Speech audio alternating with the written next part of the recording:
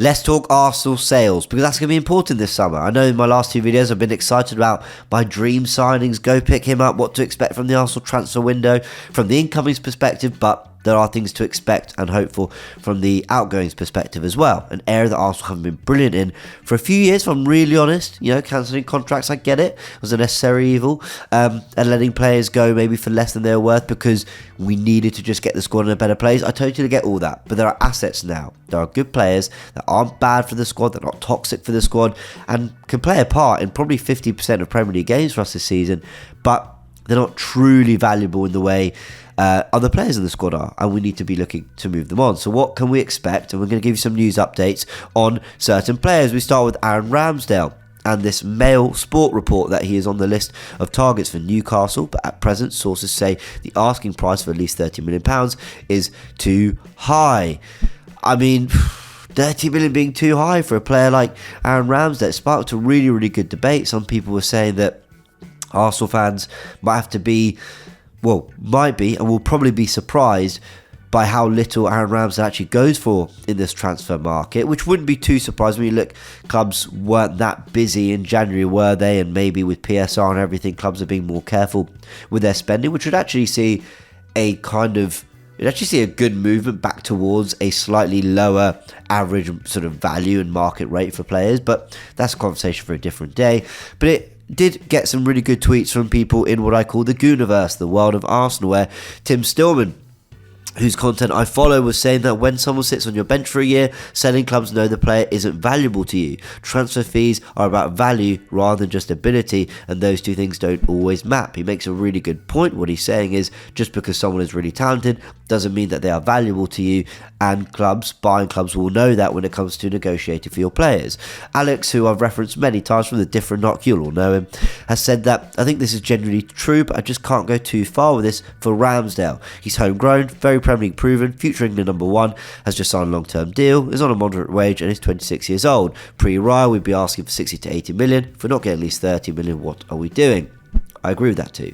And I think that's ultimately where, both really good kind of contributions to this big discussion around Aaron Ramsdale, and both correct for me.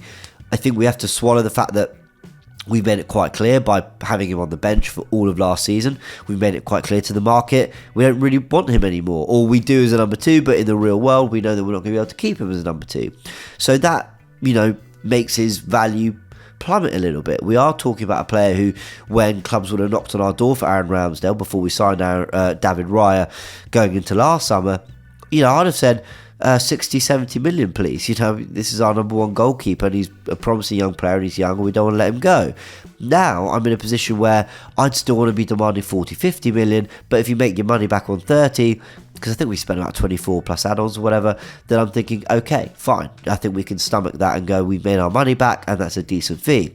Any lower than that, I agree, it becomes a bit of a problem from a selling perspective. This is still a very talented player at a very good age, who has, he ticks all the boxes. And from that perspective, I think Arsenal should be standing firm to the point of, I would keep him if that 30 million doesn't come in.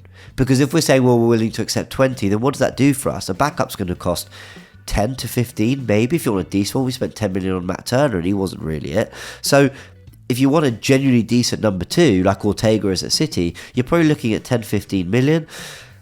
And then at that point, what have you really profited, or what benefit was there to selling Ramsdale at 5 million, as opposed to just keeping him another year? And then you send a message to other clubs. You say, look, we're going to keep our asset and a player as good as Aaron Ramsdale if you're not willing to pay up what he's worth. So I think this is a good opportunity for Arsenal to stand firm.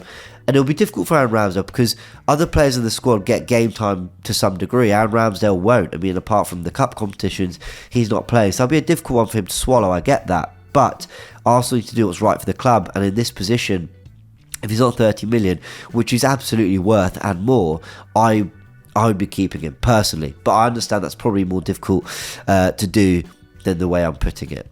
Now, the latest on Thomas Partey is interesting because Fabrizio Romano has been quite clear that he is leaving Arsenal this summer. Only the tweet where he said that, I'm struggling to find it. So if you guys can find it, let me know. Maybe he's deleted it. I might be wrong. But this update via JD Football, that was captured by Centre Goals, also quotes Romano saying that Thomas Partey will leave and there's a good chance a new midfielder comes in. Now, Charles Watts has come in with some information on this as well, saying that Partey's preference going into the summer is to stay at Arsenal, but like last summer, the club are open to offers for the 30-year-old midfielder. We'll see. Go check out the full reports and go follow all these people. You'll all be following Roman and Watts anyway, but I feel the need to say it because it is their amazing work that brings us this information. With Thomas Partey, we'll see. I think this is very much one where, like they're saying, if an offer comes in that Arsenal are happy with, they'll do the deal. His injury problems, mean that he's barely available. It's been 4 years now of injury issues where you can't really rely on him in terms of being able to play a significant part of the season. He did play a significant part of the 22-23 campaign, but that's the only time really. And now, Jorginho's shown he could play a part in the squad. Declan Rice is a 6 or an 8, but you sort of yet to see where his future is. And we want to add another central midfielder anyway. So I'm of the belief personally that, if he goes and the money's right, that makes sense to do. If you keep him, at least we don't have to rely on him to start every game, as long as we sign another central midfielder, because you can get the balance right with Rice as a 6. So let's see what Arsenal do in midfield. Will be very interesting. But if his preference is to stay, then I think I'm leaning towards he probably stays. But let's see what happens. Now, Albert Sambi Lokonga has given an update saying that his time at Arsenal is slowly coming to an end.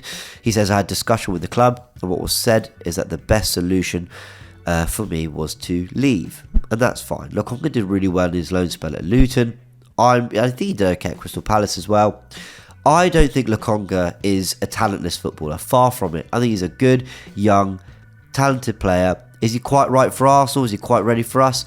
Maybe not, but that's fine. I think he could play at a good level in the Premier League for pretty much most clubs. I mean, anywhere from sort of 8th below. I think he can sort of do a job in the starting 11 for sure. Didn't quite work at Arsenal. I think people were too harsh on him, but I think everyone's just sort of agreed with Jorginho, Partey, Rice, potentially another midfielder coming in.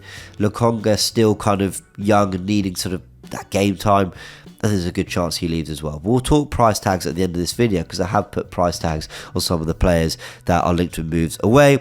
And then the latest on Smith Rowe from Charles Watts again is that Arsenal Smith Rowe will have talks to decide on his future, and these talks will take place immediately. That was from about a week ago, I think. So chances are those talks have taken place. We should have updates on the Smith Rowe front very, very soon. Now, what I wanted to just quickly show you was a list of potential sales for Arsenal this summer, because I didn't want to just bring you the news. I want to give you sort of a bit of a picture for what sales could look like from an Arsenal perspective. Now, I've got here a list of potential players from anyone in the squad who I think there is a reasonable chance, or half-decent chance of them leaving. Aaron Ramsdale, Zinchenko, Tierney, Tavares, Lokonga, Partey, Smith Rowe, Vieira, Nelson, Marquinhos, Jesus and Nketiah. Now, from that list, here are the players that I would consider selling.